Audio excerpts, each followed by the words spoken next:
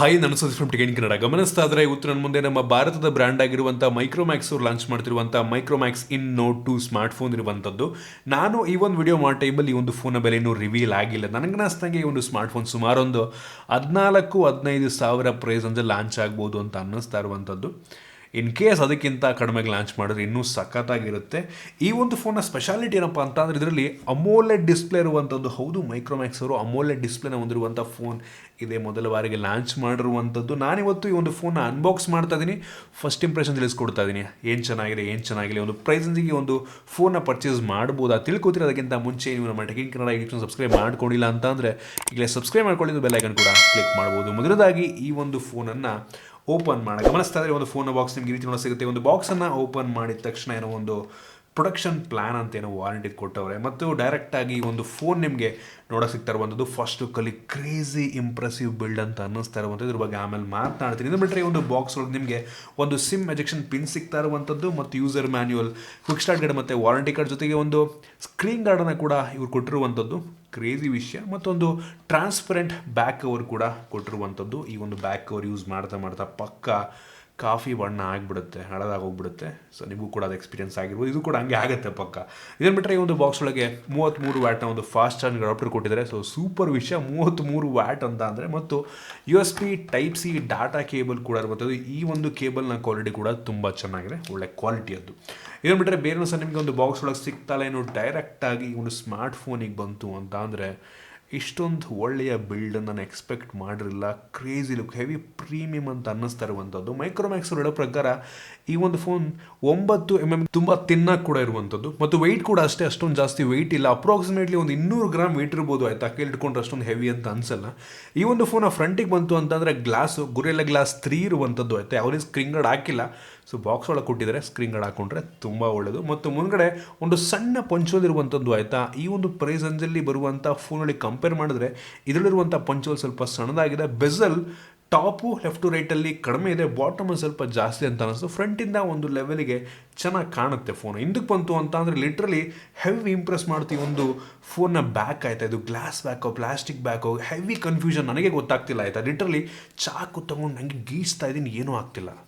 ಇದು glass ಅನ್ಬೇಕೋ plastic ಅನ್ಬೇಕೋ clarity ಗೊತ್ತಿಲ್ಲ. ಅವರು ಗ್ಲಾಸಿ ಫಿನಿಶ್ ಅಂತ ಅಂತಾರೆ. ಆಯಿತಾ, ನಂಗೆ ಅನಿಸ್ದಂಗೆ ತುಂಬ ಸ್ಟ್ರಾಂಗ್ ಆಗಿದೆ. ಆಯಿತಾ, ಸ್ಕ್ರಾಚ್ ಈಸಿಯಾಗಿ ಆಗ್ತಿಲ್ಲ.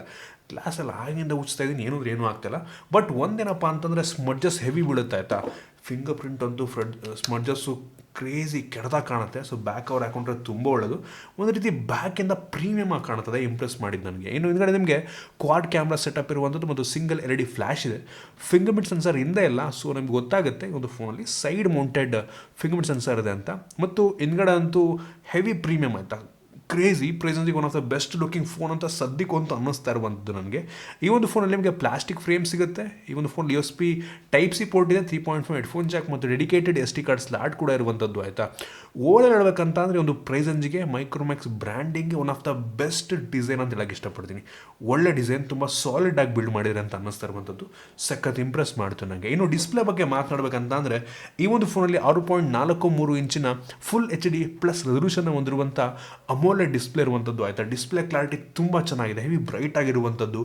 ವ್ಯೂಯಿಂಗ್ ಆಂಗಲ್ಸ್ ಚೆನ್ನಾಗಿದೆ, ಕ್ಲಾರಿಟಿ ತುಂಬ ಸಖತ್ತಾಗಿದೆ. ಆಯಿತಾ, ಸೊ ನನಗೆ ಬೇಜಾರಾದಂಥ ವಿಷಯ ಏನಪ್ಪ ಅಂತಂದರೆ ಈ ಒಂದು ಡಿಸ್ಪ್ಲೇ ಕೇವಲ 60 ಹರ್ಟ್ಸ್ನ ರಿಫ್ರೆಶ್ ರೇಟನ್ನು ಹೊಂದಿರುವಂಥ ಡಿಸ್ಪ್ಲೇ. ಅಟ್ಲೀಸ್ಟ್ 90 ಹರ್ಟ್ಸನ್ನು ನೀಡಿದ್ರೆ ತುಂಬ ಖುಷಿ ಆಗ್ತಾಯಿತ್ತು. ಆಯಿತಾ, ಹೆವಿ ಖುಷಿ ಆಗ್ತಾಯಿತ್ತು. ಬಟ್ ಕೇವಲ 60 ಹರ್ಟ್ಸನ್ನು ನೀಡೋರೆ. ಬಟ್ ಬೆಲೆ ಮೇಲೆ ಡಿಪೆಂಡ್ ಆಗುತ್ತೆ. 12-13 ಸಾವಿರ ರೂಪಾಯಿಗೆ ಲಾಂಚ್ ಆದರೆ ಕ್ರೇಜ್ ಆಗಿರುತ್ತೆ. ಕಾದು ನೋಡಿ ಎಷ್ಟು ರೂಪಾಯಿಗೆ ಲಾಂಚ್ ಆಗುತ್ತೆ ಅಂತ. ಇನ್ನು ವೇರಿಯಂಟ್ಗಳ ನೋಡಬೇಕಂತಂದರೆ ಸದ್ಯಕ್ಕೆ ಒಂದು ಫೋನ್ 2 ವೇರಿಯಂಟಲ್ಲಿ ಲಾಂಚ್ ಆಗ್ಬೋದು. ಬೇಸ್ ವೇರಿಯಂಟ್ ಬಂದ್ಬಿಟ್ಟು 4GB RAM ಮತ್ತು 64GB ಸ್ಟೋರೇಜು, ಮತ್ತು ಇನ್ನೊಂದು 6GB ಮತ್ತು 128GB ಸ್ಟೋರೇಜ್ನ ವೇರಿಯಂಟ್ ಕೂಡ ಲಾಂಚ್ ಆಗುವ ಸಾಧ್ಯತೆ ಇರುವಂಥದ್ದು.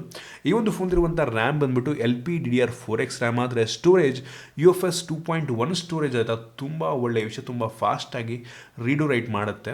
2.2 ಕೂಡ ನೀಡ್ಬೋದಾಗಿತ್ತು ನಂಗೆ ಅನ್ನಿಸ್ದಂಗೆ. ಬಟ್ 2.1 ಕೂಡ ಅಂಥ ಕೆಟ್ಟ ಸ್ಟೋರೇಜ್ ಅಲ್ಲ, ತುಂಬ ಫಾಸ್ಟಾಗಿ ರೀಡು ರೈಟ್ ಆಗುತ್ತೆ, ಅಪ್ಲಿಕೇಶನ್ಗಳು ಓಪನ್ ಆಗುತ್ತೆ. ಸೊ ಒಂದು ಒಳ್ಳೆಯ ವಿಷಯ, ಬಟ್ ನೀಡ್ಬೋದಾಗಿತ್ತು. ನಂಗೆ ಅನ್ನಿಸ್ತಂಗೆ. ಈ ಪ್ರೈಸಲ್ಲಿ 2.2 ಕೂಡ ಸಿಗುತ್ತೆ ನಂಗೆ ಅನ್ನಿಸ್ತಂಗೆ, ಅದರಿಂದ ಹೇಳಿದೆ ಅಷ್ಟೇ.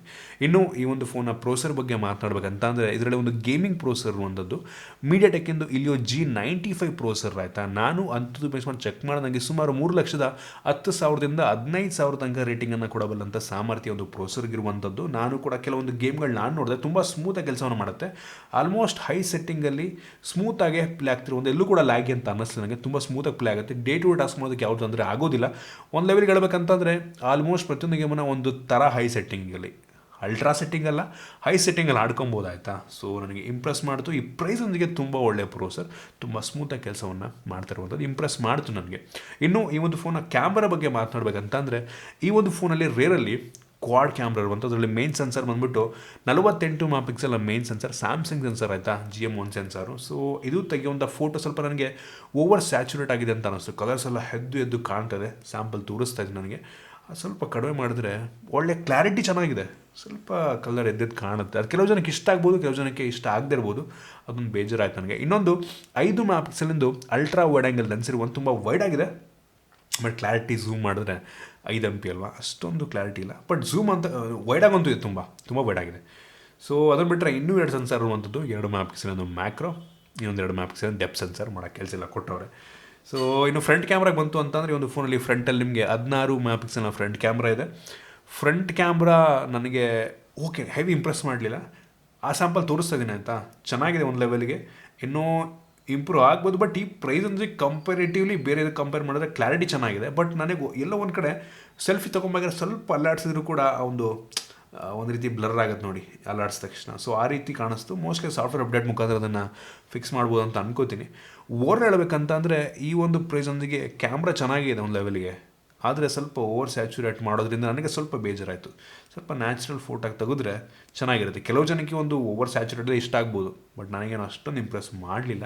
ಆ ಫೋಟೋ ಸಂಪಾದಿಸೋದು ನೀವೇ ಜಡ್ಜ್ ಮಾಡ್ಬೋದು. ಇನ್ನು ವೀಡಿಯೋಗ್ರಫಿಗೆ ಬಂತು ಅಂತಂದರೆ ಫ್ರಂಟ್ ಕ್ಯಾಮ್ರಾ ಇದು ಫುಲ್ HD ರೆಕಾರ್ಡ್ ಮಾಡಿದ್ರೆ, back camera 4K video record ಮಾಡುತ್ತೆ ಆಯಿತಾ. ಫ್ರಂಟ್ ಕ್ಯಾಮ್ರಾ ಪರವಾಗಿಲ್ಲ ಓಕೆ, ಬಟ್ ಬ್ಯಾಕ್ ಕ್ಯಾಮ್ರಾ ನಂಗೆ ಅನ್ನಿಸ್ತಂಗೆ 4K ಅನ್ನಿಸ್ತಿಲ್ಲ. ಅದು 4K ರೆಸಲ್ಯೂಷನ್ ವಿಡಿಯೋ ಶೂಟ್ ಮಾಡಿದೆ, ಬಟ್ ಕ್ಲಾರಿಟಿ ಅಷ್ಟೊಂದಿಲ್ಲ ಅನ್ನಿಸ್ತು. ಆ ಸ್ಯಾಂಪಲ್ಸ್ನ ಕೂಡ ನಿಮಗೆ ತೋರಿಸ್ತಾ ಇದ್ದೀನಿ. ಕ್ಯಾಮ್ರಾ ಓಕೆ ಅಂತ ಇನ್ನೂ ಇಂಪ್ರೂವ್ ಆಗ್ಬೋದು, ಇಂಪ್ರೆಸಿವ್ ಅಂತ ಅನಿಸಿಲ್ಲ ನನಗೆ. ಚೆನ್ನಾಗಿದೆ, ಕ್ಲಾರಿಟಿ ಚೆನ್ನಾಗಿದೆ, ಬಟ್ ಕಲರ್ ಸ್ವಲ್ಪ ಚೇಂಜ್ ಮಾಡಬೇಕು ನಂಗೆ ಅನ್ನಿಸ್ತಾಗೆ.